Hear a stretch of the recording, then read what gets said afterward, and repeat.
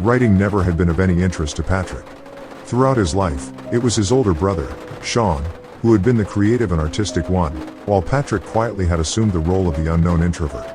But for years now, thoughts and ideas had been filling Patrick's head, and a constant war against his shyness and his overwhelming fear of failure kept his innermost peace and ideas all balled up way down inside. But now Patrick found himself busy scribbling in his notebook, and his virgin thoughts flowed from his fluid ink pen onto the next blank page like water seeping through a busted dike. Maybe the time was inevitable, or maybe it came from the fact that for the first time in his 17 years he had finally been left home alone. His parents had decided to take a trip to Wheeling, to bet on the dogs, and his brother was off in Blacksburg attending school, which left him alone as the man of the house. The creative ideas may have been coming from his freedom, or maybe it was from the 3 empty bottles of beer that he had taken out of the fridge, but whatever the case, Patrick had a sense of inspiration up to the point that the ideas refused to slow down. The 2-story Thule house was barely lit downstairs, and the outside grounds had fluorescent spotlights.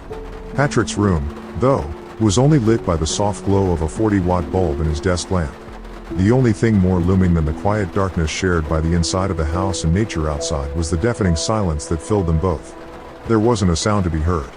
No dogs barking, no cars passing, no crickets chirping, no hooting owl or croaking frog. Simply nothing. But none of this seemed to register with Patrick, as the only sound that he was concerned with was the scratching sound made as he dragged his pen across the paper. He buried his head and worked feverishly as he lost himself in a zone of solitude until a distant wail pierced through the otherwise quiet night. An approaching siren was soon followed by pulsing blue lights until the shrill cries stopped, leaving only the lights to dance upon the Thule's house and fill Patrick's open window with their hypnotic beams. The quiet creeping of the once loud entrance, followed by its sudden interruption, startled Patrick and woke him from the trance he had been in, coming from reading over what he had been writing.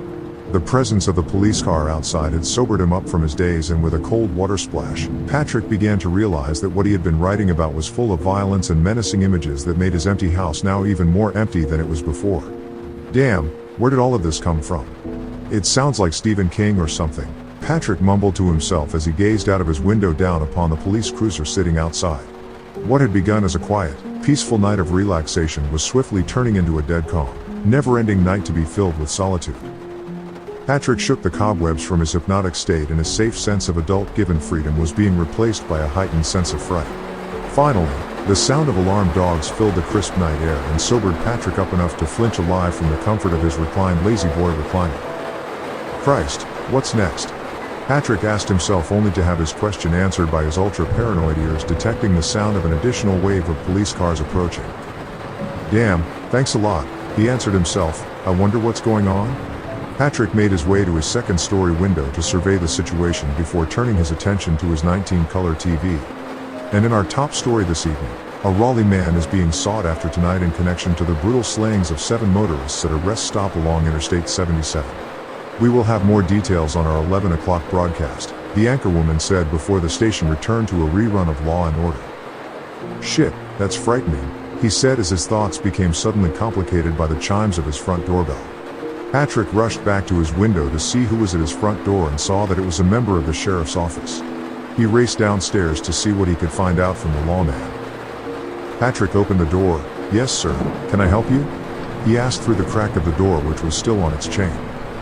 To who am I speaking? The man asked while thrusting his beam of light through the crack and into the darkened downstairs of the Thule's house. My name is Patrick Thule. Well, hi, Patrick. My name is Barnes. Deputy Barnes. Can I speak with your parents, Patrick? Oh, I am sorry, but my parents aren't home tonight. The deputy's face was hidden by the shadow of his cap, but Patrick could tell by his demeanor that he had become troubled. I see. So you are home alone then? Yes, sir. Well, they sure picked one hell of a night to leave you here by yourself. You really shouldn't be alone tonight. I don't want to scare you, but there may be a crazed, escaped madman hiding out in the area. Isn't there anyone else that can come over and stay with you, or that you can stay with? No, but I will be fine. All right then, Patrick, but listen. Make sure that you keep all of your windows and doors locked. And if you happen to hear, or see, anything, just call it in to the 911 operator and we will be here ASAP.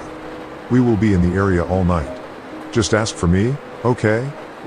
I will, sir, Patrick answered, re-securing the front door as the deputy limped away and followed the shrubbery-lined sidewalk back to his cruiser through the peephole. Patrick noticed not only the man's physical impairment, but also that he wore an obviously elevated heel on his left boot and there was the peculiar absence of a sidearm. What kind of cop doesn't carry a gun? Who was this guy? Walker, Texas Ranger. Calm down, Patrick, he said as he slapped his own head. Your mind's playing tricks on you. And Patrick went back upstairs and into his room. Damn, it's almost 11. I better turn on the tube. I don't want to miss this. The Twin Cities highway area was shocked this evening as several bodies were found along Interstate 77. News Center 11's night desk has learned that state authorities had a suspect in custody at one time, but the suspect was successful in a daring escape from authorities. The suspect is described as a white male approximately 6 feet in height and weighing 180 pounds. State police confirmed that the suspect was, indeed, injured during the escape and is not believed to be armed but is considered to be extremely dangerous, the anchorwoman continued before Patrick turned off his TV and made his way towards his phone. There was just something uneasy about the deputy that Patrick had talked to and he had to be assured that he was indeed a cop, so he picked up the phone and called the Carroll County Police Department. Carroll County Police Department, what is your emergency? The voice asked. Patrick was unprepared and he froze for a moment. Yes, I was just wondering, could I talk to an officer named Deputy Barnes? Please hold. The operator said as the phone line went cold for a couple of anxious seconds. Yes, we have him on hold. What is the nature of your call? And the connection went dead as Patrick hung up the phone with a feeling of assurance that the deputy did, indeed, exist.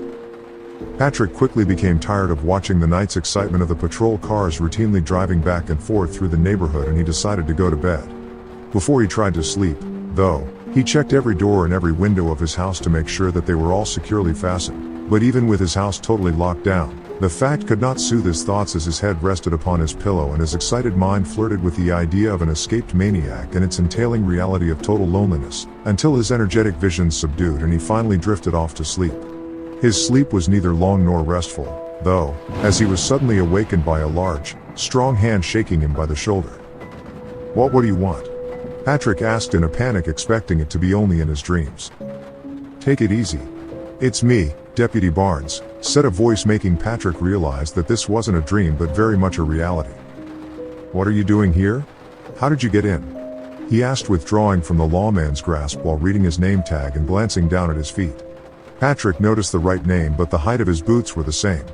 His shadow cast into the hallway was obviously clear, but his face remained cloaked in darkness by the hall's light coming from behind him. Look, there is no time. Your front door was wide open, so I came inside to check up on you. I think that our guy might have gotten in. All right, Patrick answered as he rose from his bed and wiped the sleep from his eyes, then followed the deputy out of his room. I think that he might have struck again. I've found 2 patrol cars with their officers dead inside. You might be lucky that I got here when I did, or you might have joined them, the still unseen voice of Deputy Barnes said. Patrick followed on the back of his savior until they both came to the top of the stairs, where Patrick reached down and grabbed a lamp from the end table. He gripped it tightly with both hands and drew it back, ready to strike.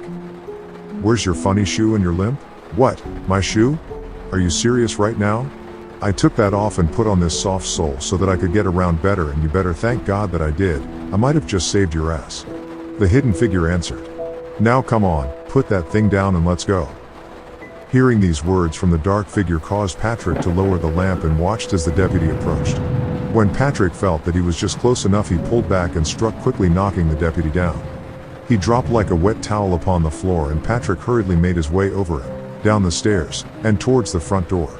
As he reached the final step of the stairwell, Patrick noticed a silhouette rising out of the darkness and from behind the couch, causing him to not see the hallway table in front of him. Patrick! Wait, come here! Cried a voice from somewhere within the house as 2 gunshots were fired and Patrick fell to the floor. He regained his balance and crawled on all fours towards the door as another round was fired, soon followed by the heavy thud of a fallen man, followed by the reassuring voice saying, "It's okay now, Patrick. Everything is all right." The following morning, the Tooleys returned home early from their trip and were greeted with the sight of a crime scene, ambulances, and state police cars. They were quickly ushered away to the local barracks to be filled in on all of the details of the past night's events. Inside of the Tooleys' home was the bodies of 2 officers, Deputy James Robinson, and draped over the couch was Deputy Todd Barnes. Scattered about the house in 3 separate rooms were the dismembered remains of one Patrick Christian Tooley. The suspect was not caught and still remains at large.